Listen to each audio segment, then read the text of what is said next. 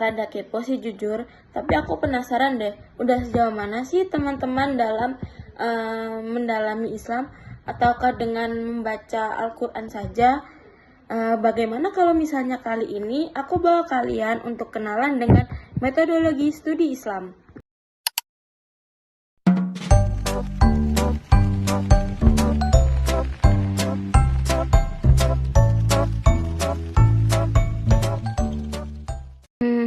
Apa sih metodologi studi Islam itu? Metodologi studi Islam itu adalah cara atau pendekatan ilmiah untuk mempelajari ajaran Islam secara sistematis. Jadi guys, Islam itu nggak cuma dipahami sebagai ajaran normatif dari wahyu, tetapi juga dari fenomena di kehidupan sehari-hari.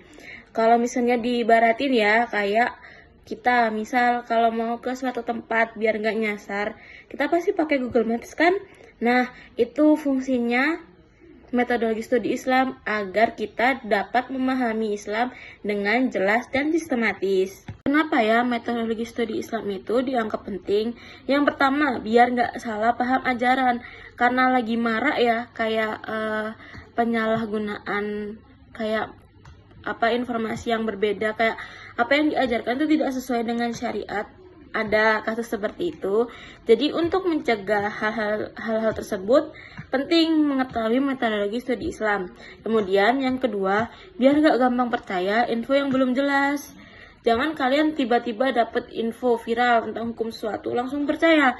Jangan, kita harus cek dalilnya dulu untuk memastikannya. Kemudian biar bisa berpikir kritis. Dalam metodologi studi Islam ada beberapa pendekatannya nih teman-teman.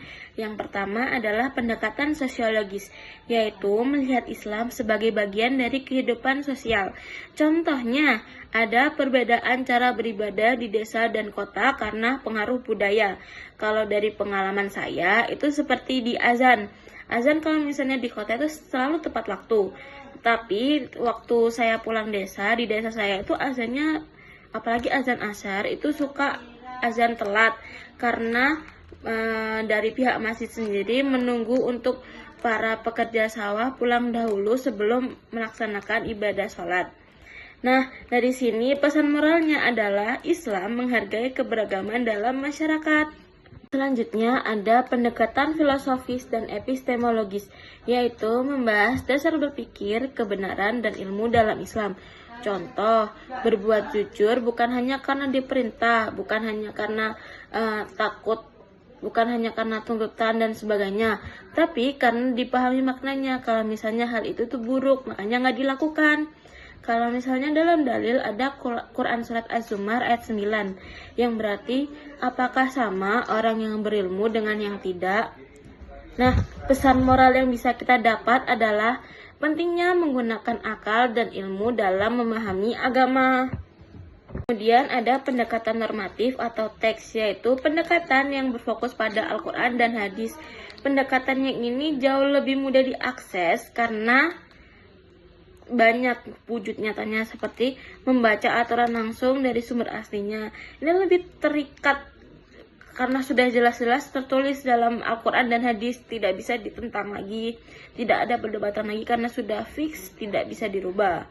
Dalam dalil Quran Surat Ali Imran ayat 103, berarti berpegang teguhlah kamu pada tali Allah dan jangan tercerai-berai. Pesan moral yang bisa diambil yaitu beragama harus berdasarkan sumber yang jelas. Jangan kalian melakukan sesuatu tanpa ada kejelasan informasi tersebut. Jangan tiba-tiba si A bilang, ayo kita harus gini, ternyata salah, ternyata harusnya nggak boleh dilakukan. Cari tahu dulu. Kemudian ada pendekatan historis, yaitu memahami Islam melalui sejarah. Maka dari itu, kenapa waktu kita sekolah dulu ada mata pelajaran agama Islam tuh sebagian membahas tentang sejarahnya, untuk mencari tahu hal-hal seperti ini. Nah, di contoh yaitu ada perbedaan mazhab karena latar belakang sejarah ulama. Misalnya ulama satu menyetujui hukum tersebut karena memang ditarik dari segi sejarah itu diperbolehkan, tapi di pendapat ulama yang satunya itu tidak diperbolehkan karena dalam latar belakang sejarah ulama tersebut tidak diperbolehkan. Dalam dalil Quran Surat Yusuf ayat 111 yang berarti dalam kisah-kisah itu terdapat pelajaran bagi orang berakal. Pesan moralnya, sejarah membantu kita memahami perbedaan dan mengambil hikmah.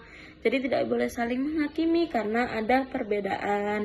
Kesimpulan dari infografis yang tadi saya sampaikan, yaitu metodologi studi Islam membantu kita memahami Islam secara mendalam, kritis, luas, dan kontekstual, sehingga Islam tidak hanya dipahami sebagai suatu ajaran, tetapi juga sebagai fenomena sosial yang terus berkembang.